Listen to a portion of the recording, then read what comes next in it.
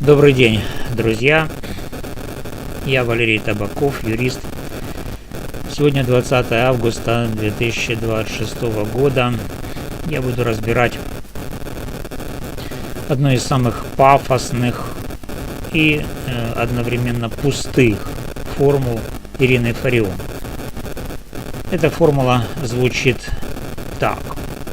Говорити українською – це означає панувати. Или говорить на украинском значит господствовать. Многие придурки поверили этой манипуляторше и ринулись, в украинский язык для того, чтобы господствовать.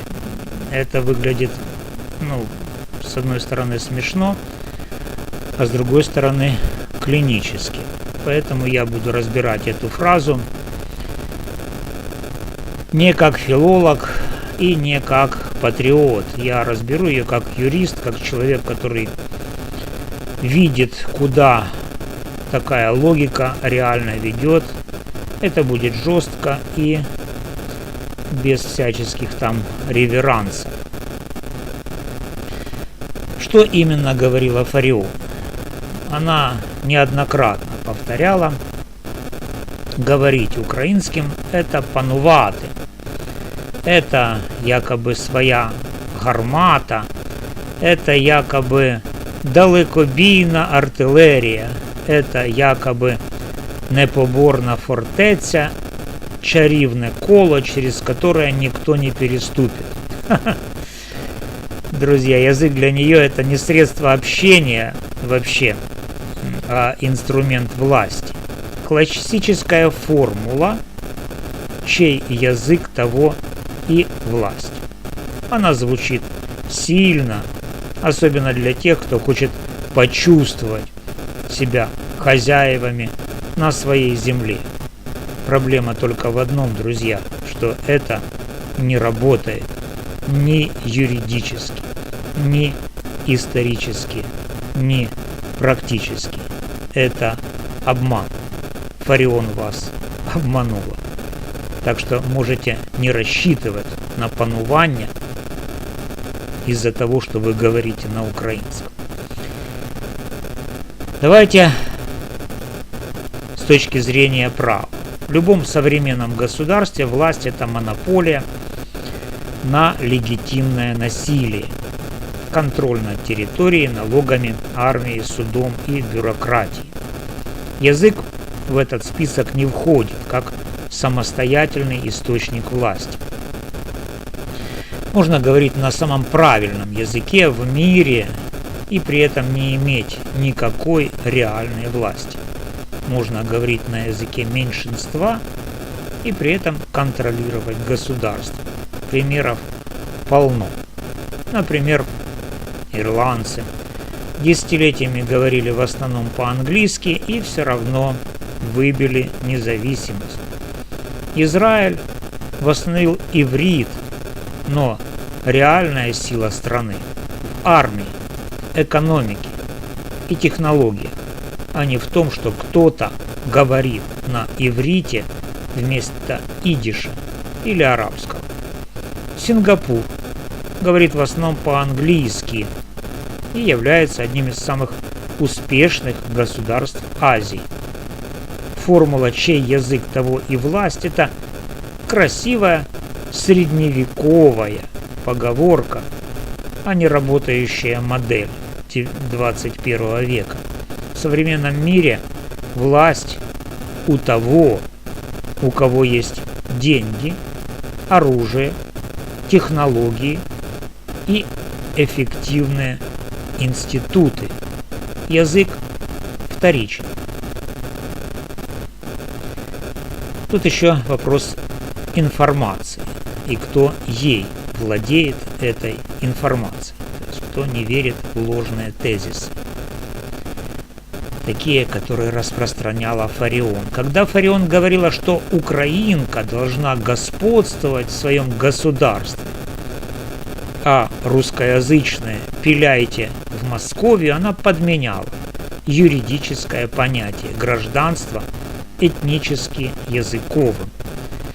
И это прямое противоречие Конституции Украины, которая говорит о гражданах, а не о носителях правильного языка.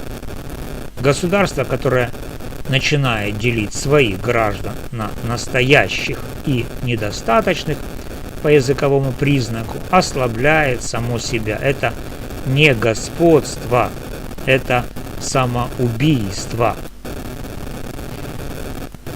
История также не подтверждает тезис Фариона. Российская империя и СССР проводили русификацию десятилетиями. Украинский язык при этом не исчез. Более того, именно в условиях давления сформировалась современная украинская идентичность. Язык выжил не потому, что кто-то панував, а потому что люди его хотели сохранять. И наоборот. Самые жесткие языковые политики часто приводят к обратному эффекту. Когда язык навязан через унижение и исключение, он начинает ассоциироваться не со свободой, а с принуждением. Именно это и происходило, к счастью, русскоязычных украинцев, когда к ним обращались в стиле Фариона. Вы обалдевшие, вы не украинцы, поезжайте в Московию. Какой результат?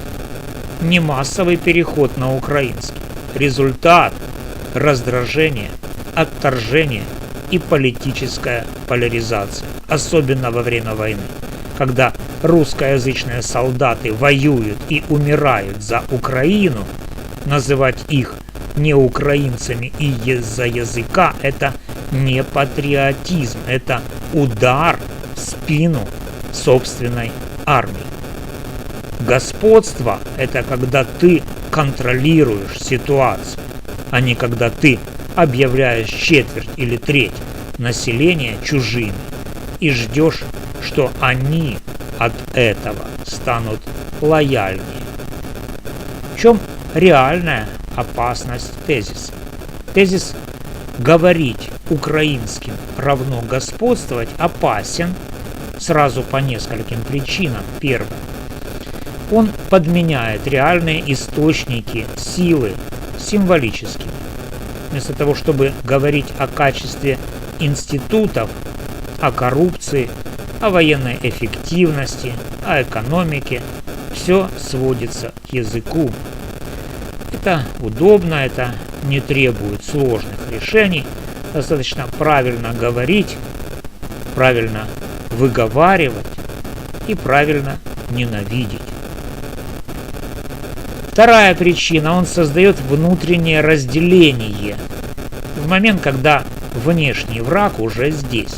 Война – это не время для языковых чисток в головах.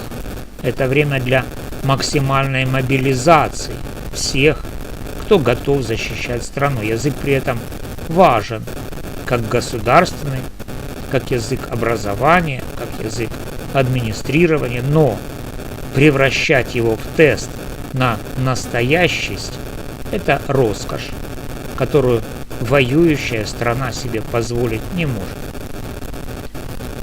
Третье – это классический этнический национализм, который исторически проигрывает гражданскому.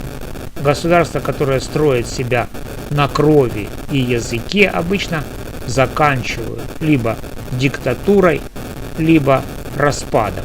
Государство, которое строит себя на общем интересе и праве, выживают лучше. Фарион предлагала не укрепление Украины. Она предлагала вечную мобилизацию ненависти к неправильным своим. Это не стратегия победы, это стратегия внутренней войны. Ну и вывод. Говорить на украинском – это нормально, правильно и необходимо в украинском государстве. Государственный язык может быть один, как сейчас, украинский, в Украине. Образование, делопроизводство, армия на украинском. С другой стороны, образование может быть и на языках меньшинств. И все это вопрос суверенитета и практического удобства. Но говорить украинским равно господствовать – это уже не языковая политика, это магическое мышление, сектантство, это попытка заменить реальную власть красивой фразой. Это смешно, это клоунада, это 95-й квартал. Господствует не тот, кто правильно говорит, господствует тот, кто способен защитить свою территорию, обеспечить порядок, создать работающие институты и не разваливать общество изнутри. По языковому признаку Ирина Фарион продавала людям чувство превосходства через язык. Это дешевый и опасный товар. Он дает краткий кайф. Мы хозяева, но в долгосрочной перспективе ослабляет государство. Настоящее господство – это когда твоя страна сильна, а не когда ты считаешь себя выше тех, кто говорит на другом языке, но воюет за ту же землю. Я, Валерий Табаков, считаю, что тезис Фарион – это не просто ошибка. Я считаю его вредным, и особенно сейчас. Спасибо, друзья, за внимание. Ставьте лайки, пишите в комментариях. Может быть, вы считаете, что я не прав. Разберем. До новых встреч. С вами был юрист Валерий Табаков.